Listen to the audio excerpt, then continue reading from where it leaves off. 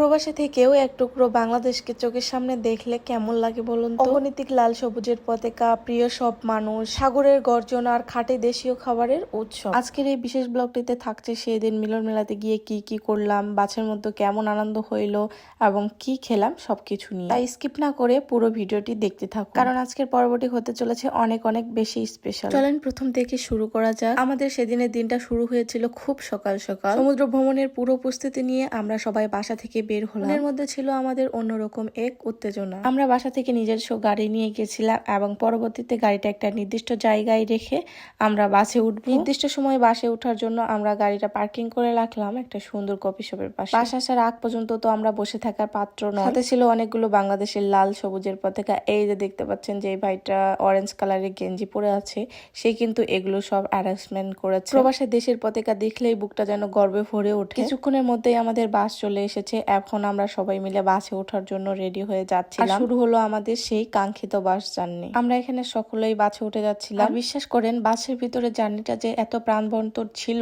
সময় কিভাবে কেটে গেছে যে আমরা বুঝতেই পারিনি। বাসে ওঠার শুরুতেই আমাদের সবকিছু বলে দিচ্ছিল, আর এখানে বলা হচ্ছিল যে আঞ্চলিক ভাষায় তাদের পরিচয়টা দিচ্ছে। সেই জন্য এক এক করে সকলেই তাদের আঞ্চলিক ভাষায় পরিচয়টা দিয়েছে। প্রবাসে আসার পরে এরকম মিলন মেলাতে আমার ফার্স্ট টাইম যাওয়া, সেজন্য আমি অনেক এক্সাইটেড ছিলাম এবং এই জার্নিটাও আমার অনেক ভালো লেগেছে। বাসের মধ্যে আমরা বাঙালিরা সবাই অনেক আনন্দ উত্তেজনা করতেছি, আর বাহিরের এই প্রাকৃতিক পরিবেশটা সব মিলিয়ে আমার জার্নিটা ছিল এক অসাধারণ জার্নি, আর সব মিলিয়ে আমার অনেক ভালো লেগেছে। আয়োজকরা ভ্রমণের আনন্দ দ্বিগুণ করতে দারুণ সব লটারির ব্যবস্থা করেছিল। তারপরে কিছুক্ষণের মধ্যেই বাসের মধ্যে সবাইকে চকলেট দেওয়া হচ্ছিল। আমার যেহেতু ছোট বেবি আছে সেজন্য আমাকে একটু বেশি করেই দেওয়া হয়েছিল। তারপরে দেখেন এই যে লটারির মধ্যে আমরা একটা ছোট মিনি ফ্যান পেয়ে গিয়েছিলাম। এরপর শুরু হলো আসল মজা। এখানে কুইজ প্রতিযোগিতা চলতেছিল এবং আমার হাজবেন্ডকে অনেক প্রশ্ন করতেছিল। এর আগে মনে হয় আপনাদের সাথে রিলস আকারে সেটা আমি শেয়ার করেছি। এরপরে আমাদের সকালের নাস্তাগুলো দেখেন, এখানে ছিল কেক, কলা,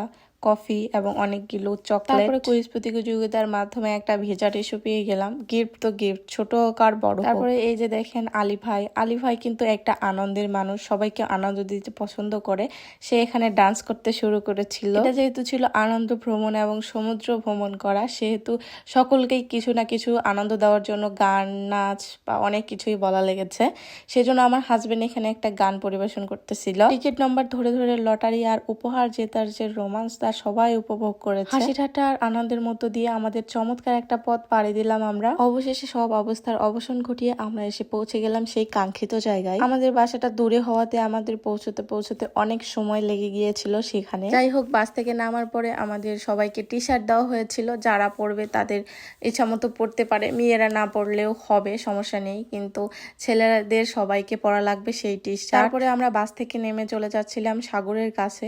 দূর থেকে সাগরের সেই বিশাল ঢেউয়ের শব্দ শুনেই মনটা নিমিষেই ভরে যাচ্ছে। তবে তার চেয়েও অনেক বড় চমক অপেক্ষা করছিল সামনে। বিদেশে এত এত বাঙালির মিলন মেলা দেখে মনে হচ্ছিল না যে আমরা দেশের বাহিরে আছি। চারদিকে শুধু চেনা মুখের ভিড়, চেনা ভাষা আর অদ্ভুত এক আন্তরিকতা। নিজ দেশের মানুষের প্রবাসে একসাথে দেখে যে আনন্দ সৃষ্টি হয়েছিল তা সত্যি অতুলনীয়। এরপর আসলো আমাদের খাবারের পালা। আমরা যেহেতু অনেক দূর থেকে গেছিলাম আর আমাদের যেতে যেতে দুপুর পার হয়ে গিয়েছিল, সেজন্য আমরা খাবার খাইতে বসে গেছিলাম। এখানে খাবারের ছিল রোস্ট, খাসি, সাদা পোলাও, সালাদ এবং আরো অনেক কিছু আইটেম। খাওয়া দাওয়া শেষে আমরা সমুদ্রে নামার জন্য প্রস্তুতি নিয়েছিলাম। সাগরের বিশাল ঢেউ আর পা ছুঁয়ে যাওয়া শীতল পানি আর নীল দিগন্তের ছায়া, সবকিছু মিলিয়ে আমাদের দিনটা ছিল এক অন্যরকম। আমরা সমুদ্রের তীরে অনেক আনন্দ করলাম, মজা করলাম, হাঁটাহাঁটি করলাম, কিছু ভিডিও ক্লিপ নিলাম।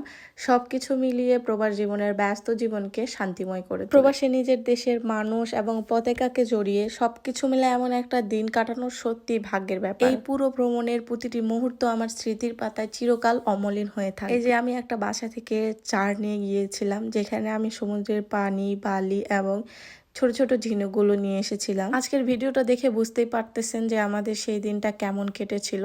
আজকের এই পুরো ব্লগটি আপনাদের কাছে কেমন লাগলো তা অবশ্যই কমেন্ট করে জানাবেন। যদি আমাদের এই সুন্দর মুহূর্তগুলো আপনাদের ভালো লাগে তাহলে অবশ্যই লাইক, কমেন্ট এবং শেয়ার করবেন। আর আপনারা আজকের আমার এই ব্লগটি কে কোথা থেকে দেখতেছেন অবশ্যই কমেন্ট করে জানাবেন। আমরা ঘোরাঘুরি শেষ করে বাসার দিকে রওনা দিয়েছি। তো আজকের মতো আমি এখানেই শেষ করছি। সবাই ভালো থাকবেন, সুস্থ থাকবেন। আল্লাহ হাফেজ।